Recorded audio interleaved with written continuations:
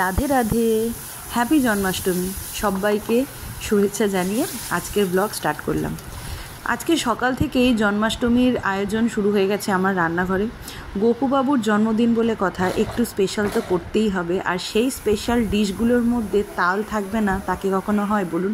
আর আজকে একটা দিকে আমার খুব ভালো হয়েছে, মিস্টার দাস বলল যে তোমার যখন আজকে এত কিছু আছে তাহলে আমিও আজকে দুপুরে লুচি খেয়ে নেবো। মানে আমি ভাত খাবো না, ওদের জন্য ভাত রান্না করতে গেলে সব ছোঁয়াছান্তি হয়ে যাবে, হয়ে গিয়ে আবার নতুন করে গ্যাস পরিষ্কার করে গোবর জল ছিটিয়ে গোপুবাবুর জন্য স্টার্ট করতে হবে। তো এই দিকে একটা মিস্টার দাস আমাকে বাঁচিয়েছে। তো ওই জন্য ফার্স্টেই আমি ছোলার ডালটা বসিয়ে দিয়েছিলাম। এদিকে তাল ঘষতে ঘষতে ছোলার ডালও হয়ে গেছে, নারকেল ঘি গরম মশলা দিয়ে নামাবো। আর ছোলার ডালে আজকে আমি না হলুদ দিতেই ভুলে গেছি, যখন বুঝেছি তখন আর কিছু করা যাবেই না। তো ওই জন্য হলুদ ছাড়াই আজকে ছোলার ডাল হয়েছে। মিস্টার দাস দুপুরে ছোলার ডাল আর লুচি খেয়ে ও ডিউটি বেরিয়ে যাবে, আর ওলিও তাই খাবে। তো গোপুবাবুরটা আগে তুলে দেবো।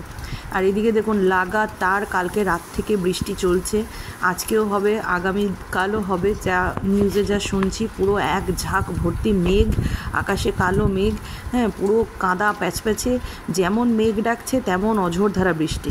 আচ্ছা, আমার তাল করা হয়ে গেছে, একটুখানি রাখলাম, তালের ক্ষীর বানাবো।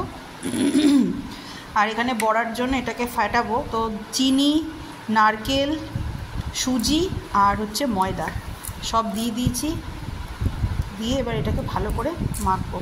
অনেকে আবার ময়দার বদলে আটাও ব্যবহার করে, কিন্তু আমার না ওই আটার স্মেলটা তালের বড়ার মধ্যে ভালো লাগে না। কোথাও না কোথাও যেন মনে হয় কি তালের বড়ার যে তালের যে স্মেলটা, সেটা যেন মনে হয় কি আটা দিলে মানে কেমন যেন একটুখানি অন্যরকম হয়ে যায়। তো ওই জন্য আমি ময়দা দিই, শুধু ময়দা দিই। আমার মা, আমার বোন, হ্যাঁ, এদেরকে কিন্তু আমি আটা দিতেই দেখেছি। ইভেন কি আমার শাশুড়ি মাও কখনো কখনো আটা, আবার কখনো কখনো ময়দার ব্যবহার করতো। আর ভেতরে না তালের বড়ার যে কালারটা, ওটাও যেন কেমন যেন একটু চেঞ্জ হয়ে যায়। ভেতরে হলুদটা থাকলে পারে, হলুদ কালারটা থাকলে দেখতে কত ভালো লাগে। তো আমার ওদিকে ফেটাতে মনে পড়লো যে তালের ক্ষীর বানাবো। তো তার জন্য দুধটাকে আমি গ্যাসে যদি দিয়ে দিই, তাহলে আমার এটা ফেটাতে আমার দুধটা শুকিয়ে গিয়ে না ক্ষীরের অর্ধেকটা কাজ আমার এগিয়ে যাবে। মানে অনেক রান্না আছে, তো একা হাতে সবটা টোটালটা করব, তো যতটা এগিয়ে রাখা যায় আর কি। ব্যাস, এদিকে বসিয়ে দিলাম। এখানে 500 দুধ আছে, মানে এটা হাফের হাফ করবো। তাল ফেটানো কমপ্লিট। আর এখানে এই তালটা আমি রেখেছি ওই তালের ক্ষীর বানাবো, তার জন্য একটুখানি তাল এখান থেকে নিয়ে রাখলাম, মানে এতটা তালের পাল্প লাগবে না ওই জন্য। আর এখানে 2 রকমের মালপোয়া রেডি করে নিয়েছি। এটা নর্মাল মালপোয়া, আর এটা তালের মালপোয়া। এটা মানে মিষ্টি মালপোয়া, এটা তালের মালপোয়া। আর এখানে তালের ক্ষীর বানানোর জন্য দুধ শুকোতে দিয়ে দিয়েছি, দুধ শুকোচ্ছে। ব্যাস, মোটামুটি আমার এখানে গুছানো হয়ে গেছে। আর তেল বসিয়ে দিয়েছি, তেল গরমও হয়ে গেছে।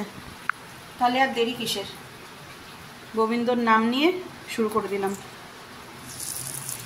ইচ্ছে ছিল যে মালপোয়ার মধ্যে এইবার একটু নারকেল আর ড্রাই ফ্রুটস দেবো, কিন্তু মিস্টার দাস আনতেও ভুলে গেছে। আর নারকেলটা আমার কাছে ছিল, কিন্তু নারকেলটা না আমি অর্ধেক দিলাম ওই ইয়ের মধ্যে, কি বলে, ছোলার ডালের মধ্যে। আর যেটুকু ছিল সেটুকু তালের বড়াতে দিতেই হতো, ওই জন্য নারকেল শর্ট পড়ে গেছে। আর এনেও ছিল ছোট্ট একটা নারকেল, তো ওই জন্য মানে দুদিকই হলো, 3 দিক আর হলো না। যাই হোক, নেক্সট বার ইচ্ছে আছে আরেকবার তাল এনে করবো। তো তখন দেখি তালের যে মালপোয়াটা করব তার মধ্যে একটু নারকেল আর একটুখানি কলাও দেব।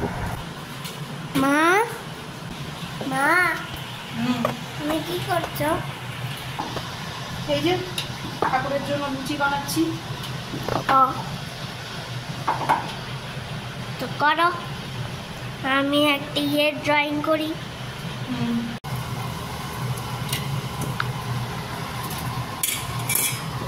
দুধ প্রায় গাঢ় হয়ে গেছে, এটাকে এর মধ্যে একটুখানি সিদ্ধ দিয়ে নিচ্ছি।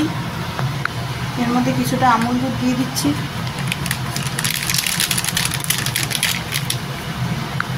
আর দিয়ে দেবো তালের পাল্পটা, দিয়ে এটাকে ভালো করে মেশাবো।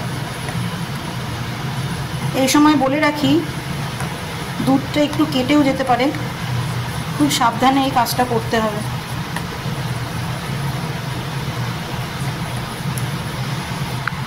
পরিমাণ মতন চিনিও দিয়ে দিলাম, দিয়ে এবার এটাকে ভালো করে নাড়তে হবে। বাকি দুধটার মধ্যে এবার এটা মিশিয়ে দেবো, দিয়ে এবার এটাকে নাড়িয়ে একদম শুকিয়ে নিলে পারেই রেডি।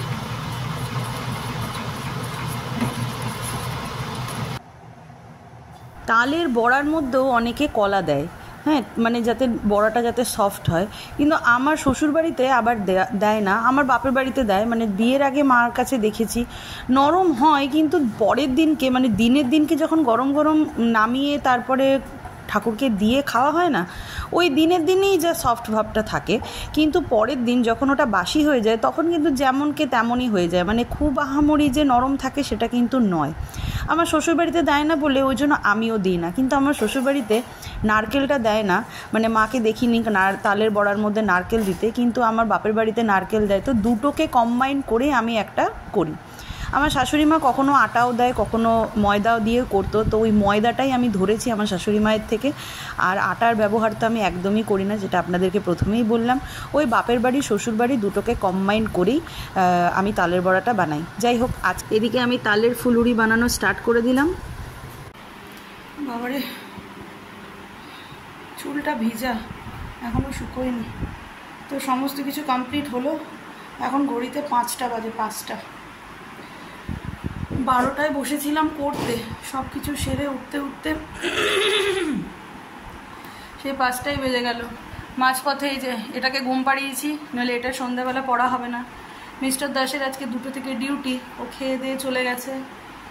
এখন আমি একটুখানি শোবো, আমার মাথাটা দিতেই হবে, নইলে একেবারে বেঁকে যাচ্ছে। আর দাঁড়িয়ে দাঁড়িয়ে এতক্ষণ করে না, কনস্ট্যান্ট দাঁড়িয়ে দাঁড়িয়ে পা দুটোও ব্যথা করছে প্রচণ্ড। সন্ধ্যাবেলা দেখা হবে, আর কী কী বানিয়েছি সব কিছু সন্ধ্যাবেলা দেখা হবে। এই যে আমার পুজোর সব কিছু গুছিয়ে নিয়ে আমি এখানে বসলাম, আর গোপবাবু এই যে এখানে। ঠাকুরঘরটা খুবই ছোট, তো ওই জন্য এইখানে বসলাম, কারণ ঠাকুরঘরে না এত কিছু নিয়ে বসাটা খুব অসুবিধা হয়ে যায়। ওই জন্য এই যে আরেকটা কাণ্ড করেছি আমি সকালবেলাতে দুধ, মিস্টার দাস তো দুধ এনেছিলই, দুধটা একটুখানি ঠাকুরের জন্য রাখতেই ভুলে গেছে, মানে গোপালের স্নানের জন্য। তো ওই জন্য গঙ্গা জল দিয়ে স্নান করাচ্ছি গোপালকে। আর কি কি ভোগে রেখেছি আজকে দেখিয়ে দিই। এটা হচ্ছে তালের ক্ষীর, ছোলার ডাল, এটা হচ্ছে তালের মালপোয়া, এটা তালের বড়া, ওটা হচ্ছে নর্মাল মিষ্টি মালপোয়া আর লুচি, আর এদিকে হচ্ছে একটা ছোট্ট পেস্ট্রি। তো চলুন এবার গোপবাবুকে স্নান করাবো।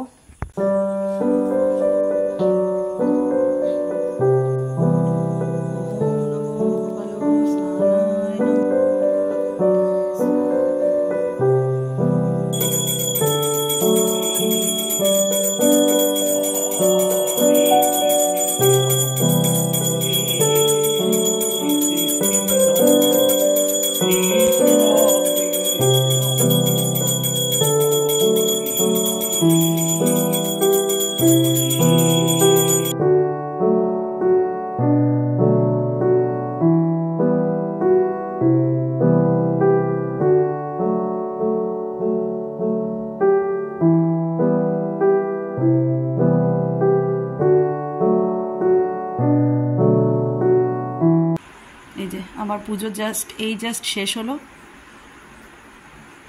গোপুবাবু নতুন নতুন জামা পরে আছে, আর এই যে আজকের ভোগ। এই যে মিস্টার দাস, কেমন খেলে তালের বড়া আর তালের ক্ষীরটা? তো ওটা কি হয়েছে? তো ক্ষীর তো ওরকমই হয়, পুরো একদম টাইট। তো ওটা কি?